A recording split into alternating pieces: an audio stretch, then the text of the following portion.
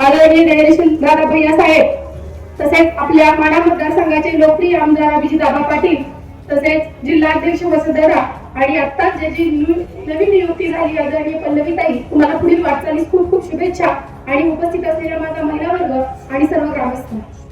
खरं तर प्रत्येकाने आपलं मनोमत व्यक्त करत असताना जिल्हा परिषद अनुषंगाने खरंच बोलायचं खूप आहे. या निवडणुकीच्या अनुषंगाने राष्ट्रवादी काँग्रेस पक्ष एक झाला. खरं तर ही सर्व कार्यकर्त्यांना नवीन ऊर्जा आणि भरारी देण्याचं काम करण्याचा पक्षाने निर्णय घेतला आहे.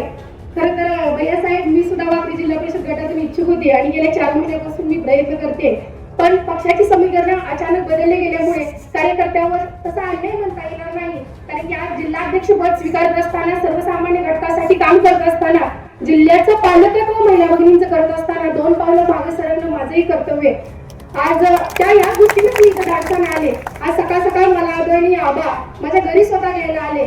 एक पक्षामध्ये काम करत असताना, कार्यकर्त्याची भूमिका निभावत असताना, पक्षाची संघटना वाढवत असताना, पक्षाची ध्येयधोरणं सर्वसामान्यांपर्यंत पोहोचवत असताना हा अन्याय काय माझ्या एकटीवर झालेला नाही. आज जिल्ह्यामध्ये विचार करत असताना प्रत्येक ठिकाणी प्रत्येक जणांना प्रयत्न केलाय, पण तुम्ही ज्यावेळेस भूमिका निभावत असता पालकत्वाची, त्यावेळेस 2 पावलं मागे घेतलं, म्हणजे पक्षाचं हित समजून घेतलं. म्हणून येत्या काळात जिल्हाध्यक्ष या नात्याने काम करत असताना त्या गोष्टीचा विसर करून ज्या ज्या ठिकाणी घड्याळावर तुतारीच्या चिन्हाचे उमेदवार असतील त्या ठिकाणी ज्यावेळेस आदरणीय साहेबांचा विचार आणि अजितदादाचं काम हे समीकरण एकत्र करून बरोबर विकास या दृष्टिकोनाने आपल्याला चालायचा आहे.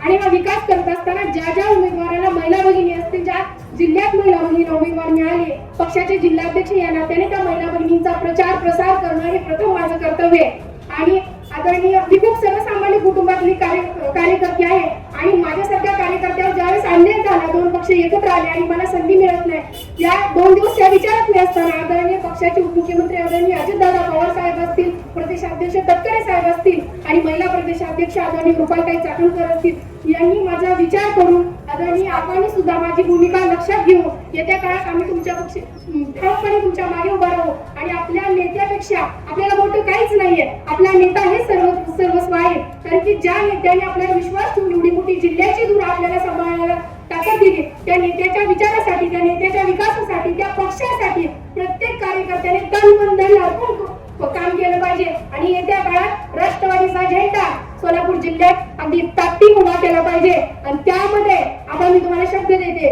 जिल्ह्यातल्या ज्या ज्या ठिकाणी महिला भगिनी असतील त्या त्या ठिकाणी मी माझं दुःख विसरून ज्या ज्या कार्यकर्त्यांना डावललं म्हणणार नाही. कारण की ज्यावेळेस समीकरण एकत्र केली त्यावेळेस पक्षाच्या अनुषंगाने कशा पद्धतीने आपल्याला जास्त जागा येऊ शकतात, कशा पद्धतीनं स्थानिक लेवलचा विचार करून जे उमेदवार दिले गेले त्या महिला उमेदवारासाठी सक्षमपणे उभा राहून त्यांचं कार्य त्या ठिकाणी पोहोचवत आपण जास्तीत जास्त महिला भगिनी तसेच पुरुष बांधवी कसे विजयी होतील यासाठी मी तुमच्या पाठी सोबत खमकीने उभा राहून पावलावर पाऊल ठेवून आपला विकास कसा होऊन आपली जास्तीत जास्त जागा कशा येईल यासाठी प्रयत्न करेन. धन्यवाद.